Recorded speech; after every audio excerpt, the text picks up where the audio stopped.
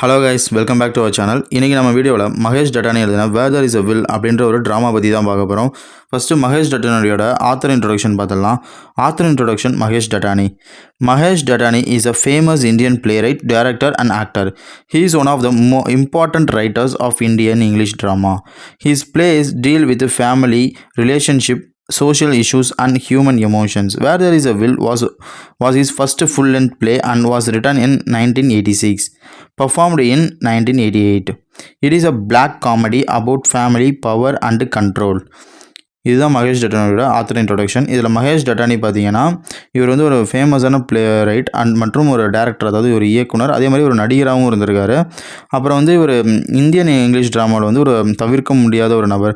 இவருடைய ட்ராமாலாம் பிளேஸ்லாம் எதை பற்றி இருக்குன்னா, ஒரு குடும்பம், அப்புறம் வந்து ஒரு ரிலேஷன்ஷிப், அப்புறம் வந்து ஒரு சமூகத்தில் நடக்கிற இஷ்யூஸு, ஹியூமன் இஷ்யூஸ், இந்த மாதிரி எமோஷன்ஸ், இந்த மாதிரி தான் இருக்கும். இவருடைய ஃபஸ்ட்டு ஃபுல் லென்த் ட்ராமா என்னன்னு பார்த்தீங்கன்னா வேர் தேர் இஸ் அ வில். இது வந்து ஃபஸ்ட்டு எப்போ வந்து எழுதியிருக்காருன்னா 1986 எழுதியிருக்காரு. இது வந்து ஃபஸ்ட்டு பர்ஃபார்ம் ஆனது, நடைபெற்றது எப்போனா 1988 தான். இது வந்து ஒரு பிளாக் காமெடி அப்படின்னு சொல்கிறாங்க. எதை பற்றி இருக்குன்னா, இது ஃபேமிலி, பவர் அண்ட் கண்ட்ரோல், இதெல்லாம் பற்றி தான் இவர் இந்த மகேஷ் டட்டானியோட ஒர்க்லாம் இருக்கும். இதுதான் இவருடைய ஆத்தர் இன்ட்ரொடக்ஷன். இப்போது இதெல்லாம் இந்த பிளே ஃபுல்லாக இது பார்த்திங்கன்னா இவங்க எல்லாமே ஒரு குஜராத்தில் நடக்கிற மாதிரி தான். இவங்கெல்லாம் ஒரு குஜராத்திஸ், ஓகேவா. இதில் இப்போ எல்லாத்தோட கேரக்டர்ஸ் யார் என்னென்ன கேரக்டர்ஸ், அவங்களுடைய ரோல் என்னன்ற பார்த்தலாம். Main characters and there Rolle's. First ஹஷ்மக் Mehta பார்த்தீங்கன்னா எ wealthy business man and head of the Mehta family. இந்த மெக்தா ஃபேமிலிக்கு இவர் தான் ஹெட், அதாவது ஹஷ்மக் மெஹ்தா. இவர் வந்து ஒரு வெல்தி மேன், ஒரு பணக்காரன், ஒரு பெரிய business menu. Then he is a strict, dominating and wants to control every one. இவர் வந்து ஒரு ஃபேமிலியில் இருக்கிற எல்லாத்தையுமே வந்து கண்ட்ரோல் பண்ணணும்னு நினைப்பார், அவருக்கு கீழே வச்சுக்கணும்னு நினைப்பார். ரொம்ப ஸ்ட்ரிக்டான ஆள். After his death he appears as a ghost and watches his family. இவர் வந்து இறந்து போயிடுவார் ஒரு சீனில். ஃபஸ்ட்டு இந்த ட்ராமாவோட ஸ்டார்டிங்லேயே இவர் இறந்துடுவார். ஸோ அதில் வந்து ஒரு கோஸ்ட்டாக வந்து அப்பியர் ஆகி அந்த குடும்பத்தை வந்து பார்த்துக்கிட்டு இருப்பார். இவர் அவருடைய ஒய்ஃபும் சரி, அவர் பையனையும் சரி, எல்லாத்தையுமே ரொம்ப வீக்காக நினைப்பார். இவர் தான் பெஸ்ட்டு. ஸோ இவர் வந்து ஒரு டிக்டேட்டர் மாதிரி தான் அந்த ஃபேமிலியில் இருப்பார். ஒரு சர்வாதிகாரி மாதிரி தான் அந்த ஃபேமிலியாக ரூல் பண்ணிகிட்ருப்பார். நெக்ஸ்ட் வந்து சோனல் மெஹ்தா. சோனல்னால் தங்கம். ஸோ இந்த சோனல் மெஹ்தா வந்து ஹஸ்மக் ஒய்ஃபு. அந்த ஹஸ்மக் மெஹ்தாவோட மனைவி தான் இந்த Sonal. She is controlled by her husband but later become more independent. இவங்க வந்து அவங்களுடைய கணவனால் வந்து கண்ட்ரோல் பண்ணப்பட்டு வாழ்ந்துட்டு இருந்தாங்க. பட் அவர் இறந்ததுக்கப்புறம் இவங்க கொஞ்சம் சுதந்திரம் இவங்களுக்கு கிடைச்ச மாதிரி ஃபீல் பண்ணுறாங்க. She accept Kiran and changes her attitude. இவங்க வந்து கிரண் அப்படின்றவங்கள வந்து ஏற்றுக்கிறாங்க. அப்புறம் அதனால இவங்களுடைய பிஹேவியர்ஸ்லாம், இவங்களோட குணத்தை மாற்றிக்கிறாங்க. கிரண் யாருன்னு நம்ம இன்னும் கொஞ்சம் நேரத்தில் பார்க்க போகிறோம். அஜித் மெஹ்தா, ஹஷ்மக் சன். இவர் வந்து ஹஷ்மக்கோடைய சன் அஜித்துங்கிறவங்க. His father consider him weak and unsuccessful. இவருங்க ஃபாதர் வந்து எப்பயுமே இவரை வந்து ரொம்ப வீக், இவன் எதுக்குமே லாக்கி இல்லை, இவனால் எதுலேயுமே இது பண்ண முடியாது, சக்ஸஸ் ஆக முடியாது அப்படின்னு சொல்லி இவரை மட்டம் தட்டிகிட்டே இருப்பார். ஸோ அஜித்தோட வேலை என்னென்னா, அப்பாவோட ஷூக்கு பாலிஷ் போடுறது தான் எப்பயுமே அஜித்தோட வேலை. எந்த ஒரு இதுக்குமே அஜித்துக்கு வந்து அவர் சப்போர்ட் பண்ண மாட்டார். அஜித் வந்து ஒரு 5 crores ஒரு பிஸ்னஸ்க்காக கேட்டிருப்பாரு. இல்லை, நீ உனக்கு இவ்வளோ பணத்தை கொடுத்தா நீ வீணாக்கிடுவேன், நீ ஸ்டார்டிங்கில் வந்து ஒரு சின்ன முதலீட்டில் ஆரம்பி அப்படின்னு சொல்லி மட்டம் தட்டிக்கிட்டே இருப்பார் அஜித்தை. He wants freedom from his father control. அஜித்துக்கு வந்து அவங்க அப்பாவுடைய அந்த கண்ட்ரோல்லேருந்து ஒரு சுதந்திரம் வேணும், ஃப்ரீடம் வேணும் அப்படின்னு சொல்லியிருக்காங்க. நெக்ஸ்ட்டு வந்து Preeti Mehta, Ajit wife and Hasmukh daughter in law. இவங்க வந்து யாருன்னு பார்த்தீங்கன்னா ஹஷ்மக்கோடைய மருமகள், அஜித்தோட மனைவி. இவங்க வந்து ரொம்ப இன்டெலிஜென்ஸானவங்க அண்ட் ப்ராக்டிக்கலானவங்க. She is intelligence and practical. She has her own plans for the family's future. இவங்ககிட்ட நிறைய பிளான்ஸ் இருக்குது அந்த ஃபேமிலியை முன்னுக்கு கொண்டு வரதுக்கு. ஸோ இவங்க சம்டைம்ஸ் அஜித்தை ஏன்டா கல்யாணம் பண்ணிட்டோன்னு ஃபீல் பண்ணுவாங்க. ஏன்னா அவங்க அப்பாவோட கண்ட்ரோலில் தானே அவங்க இருக்காங்க. எந்த இதுலேயுமே அஜித்துக்கு வந்து ஒரு முன்னுரிமையே இல்லை, அதனால் ஃபீல் பண்ணுவாங்க. தென் இவங்க வந்து என்ன பண்ணியிருப்பாங்கன்னா, ஹஷ்மக் வந்து இந்த பிபி, கொலஸ்ட்ராலு, சுகர்லாம் இருக்கும். ஸோ அவங்க டேப்லெட்ஸை வந்து விட்டமின் டேப்லெட்ஸாக மாற்றி வச்சுருப்பாங்க. ஸோ அதனால தான் ஹஷ்மக் வந்து இறந்துருப்பார்.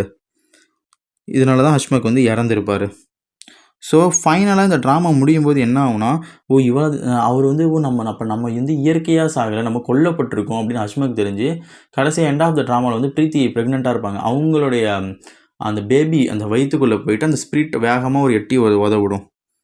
இது ஒரு முக்கியமான இம்பார்ட்டண்ட்டான விஷயம். இப்போ வந்து கிரண் ஜவாரி யாருன்னு பார்த்தீங்கன்னா ஹஷ்மக் பிஸ்னஸ் பார்ட்னர். இவங்க வந்து ஹஷ்மக்கோடைய ஒரு பிஸ்னஸ் பார்ட்னராக இருப்பாங்க. தென் மிஸ்டர்ஸ், அவங்க வந்து ஒரு செகண்ட் ஒய்ஃப் மாதிரி இருப்பாங்க. Hasmukh will force her to stay with the family. Hasmukh இறந்ததுக்கப்புறம் ஒரு ஃபோர்ஸ்ஃபுல்லாக கிரணை வந்து அந்த ஃபேமிலியில் வந்து தங்க வச்சுருப்பாங்க. She becomes the person who helps this family change.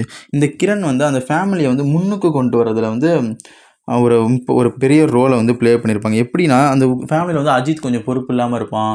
சோனலுக்கு ஒரு நிறைய விஷயத்தில் வந்து வீக்காக இருப்பாங்க. எல்லாத்தையும் இவங்க சரி பண்ணி அந்த ஃபேமிலியை வந்து ஒரு பெரிய லெவலில் கொண்டு வருவாங்க. பிரீத்தியவும் கொஞ்சம் நிறைய சேஞ்ச் பண்ணுவாங்க. அதெல்லாம் எப்படின்னா நம்ம போக போக பார்ப்போம். தென் இந்த கிரணுக்கு வந்து ஹஷ்மக் தான் கல்யாணம் பண்ணியிருப்பாங்க. பட் ஹஷ்மக்கு இவங்க மிஸ்டர்ஸாகவும் இருப்பாங்க. பட் ஹஷ்மக் வந்து கிரணுக்கு ஒரு வரனை பார்த்து கல்யாணமும் பண்ணியிருப்பாங்க. அவர் வந்து ஒரு ட்ரங்கடாக இருப்பான். பட் அவன் ஒரு எக்ஸஸ் இன்ஸ்பெக்டராகவும் இருந்திருப்பான். அவன் வந்து ஹஷ்மக்கு கிரண் மிஸ்ட்ரஸாக இருக்கிறது தெரியும். பட் அவனுக்கு தேவை எல்லாமே விஸ்கி பாட்டில் தான். ஸோ அதனால் அவன் ஒய்ஃபை வந்து அவன் கண்டுக்க மாட்டான். இப்போ வாங்க நம்ம சமரிக்குள்ளே போகலாம். The play begins after the death of Hasmukh Mehta. இந்த கதை எப்போ ஆரம்பிக்குதுன்னா அந்த ஹஷ்மக் இறந்ததுக்கப்புறம் ஆரம்பிக்குது.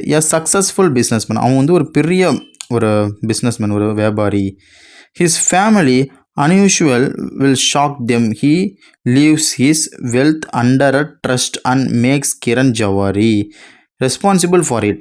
இதில் என்ன சொல்கிறாங்கன்னா ஹஷ்மக் இறந்து போனதுக்கப்புறம் உங்கள் ஃபேமிலி ஓகே இந்த சொத்துலாம் நமக்கு வந்துடும் ஒரு விஷயத்தோடு இருக்கும்போது அதில் வந்து ஒரு ஷாக்கிங்கான நியூஸ் வந்து இந்த ஃபேமிலி மெம்பர்ஸ்க்கு கிடைக்கிது. என்னென்னா ஹஷ்மக் வந்து ஒரு ட்ரஸ்ட்டை ஆரம்பித்து அந்த ட்ரஸ்ட்டுக்கு வந்து ஃபுல் ஹெட்டு வந்து கிரண் ஜவாரி தான் ஃபுல் ஹெட்டு. எப்போ அஜித்துக்கு 45வது வயசு வருதோ அப்போ மட்டும்தான் அவனுக்கு அந்த ப்ராப்பர்ட்டிஸ் எல்லாமே போகும். அது வரைக்கும் அவன் காலையில் 9 மணிக்கு ஆஃபீஸ்க்கு வந்து ஈவினிங் 6 மணிக்கு வரையும் இருக்கணும். கிரண் சொல்கிறதெல்லாம் கேட்கணும். அப்போ தான் அவனுக்கு வந்து 45வது வயசில் அந்த ப்ராப்பர்ட்டிஸ்லாம் அவனுக்கு போகும் அப்படின்னு சொல்லி ஒரு ட்ரஸ்டிட் ஒரு உயிர் மாதிரி எழுதி வச்சுட்டு இறந்து போயிட்டார். He also wants Kiran to live with his family. அது மட்டும் இல்லாமல் கிரண் வந்து அது வரைக்கும் அந்த குடும்பத்தோட அந்த வீட்டில் தான் வாழணுன்ற மாதிரி அந்த லெட்டரில் வந்து மென்ஷன் பண்ணியிருக்கு. Hashmak believes that even after death he can control his family. அவன் ஹஷ்மக் என்ன நினச்சிருக்கான், நம்ம இறந்ததுக்கப்புறமா நம்ம ஃபேமிலியை கண்ட்ரோல் பண்ணணும் அப்படின்றதுக்காக தான் இந்த உயிரை வந்து எழுதி வச்சுருக்கான். However Kiran slowly changes the family members. கொஞ்சம் கொஞ்சமாக கிரண் என்ன பண்ணுறான்னா அந்த ஃபேமிலி மெம்பர்ஸை சேஞ்ச் பண்ணுறான். Ajit becomes more confident. Ajit இப்போ வந்து ரொம்ப தன்னம்பிக்கையாக மாறுறான். Sonal becomes stronger. சோனல் வந்து ரொம்ப ஸ்ட்ராங்காக ஆகிறா. And the family begins to understand each other. அந்த ஃபேமிலி மெம்பர்ஸ்லாம் கொஞ்சம் கொஞ்சமாக இன்னொருத்தவங்களை புரிஞ்சுக்கிறாங்க, கிரணையும் அக்செப்ட் பண்ணிக்கிறாங்க. In the end Hasmukh plan to control every one fails. Hasmukh நினச்சது எல்லாத்தையும் கண்ட்ரோல் பண்ணலாம்னு நினச்சது எல்லாமே தோல்வியில் முடியுது. The play shows that love, understanding and independence are more powerful then money and authority. இந்த பிளேயில் என்ன சொல்கிறாங்கன்னா இண்டிபெண்டன்ஸ், அதாவது ஒரு சுதந்திரம் வந்து ஒருத்தவங்களை புரிஞ்சிக்கிறது, இதெல்லாம் ஒருத்தவங்க கண்ட்ரோல் பண்ணுறதை விட ரொம்ப பவர்ஃபுல்லானது. மணியை விட பெரிய பெரிய ஹை பொசிஷன் அத்தாரிட்டிஸை விட இந்த ஃப்ரீடம் அண்ட் இண்டிபெண்டன்ஸ் வந்து ரொம்ப முக்கியமானது அப்படிங்கிறாங்க. கடைசியாக பிரீத்தி வந்து அவங்களால தான் அவங்க மாமனார் கொல்லப்பட்டிருக்காங்கிறத வந்து கிரண் கண்டுபிடிச்சிருவாங்க. பட் ஃபேமிலி இப்போ தான் ஒரு நல்ல அண்டர்ஸ்டாண்டிங்கில் போயிட்டுருக்கு அப்படின்றதுனால இதை வந்து சொல்லாமே விட்டுருவாங்க. இப்போ எல்லாமே லைஃப் ஒரு நல்லா லீட் பண்ணிகிட்டு இருப்பாங்க. கிரணையும் அண்டர்ஸ்டாண்ட் பண்ணிடுவாங்க. இதோடையே இந்த ட்ராமா முடியுது. ஓகேங்களா? இப்போ இதோட தீம் என்னன்னு பார்த்தா family relationship, patriarchy, power and freedom. Okay guys, இந்த சம்மரி உங்களுக்கு புரிஞ்சிருக்கும்னு நினைக்கிறேன். தென் இந்த மாதிரி உங்களுக்கு வேறு ஏதாவது ஷார்ட் ஸ்டோரி, ட்ராமா, போம்ஸோட சம்மரிஸ்லாம் வேணும்னா நீங்கள் கமெண்ட் செக்ஷனில் கேட்கலாம். ஸோ இந்த மாதிரி யூஸ்ஃபுல்லான வீடியோஸ்க்கு வந்து நம்ம சேனலை சப்ஸ்கிரைப் பண்ணி சப்போர்ட் பண்ணுங்கள். ஓகே காய்ஸ், நம்ம இதே மாதிரி ஒரு நெக்ஸ்ட் வீடியோவில் பார்க்கலாம். ஓகே, பாய்.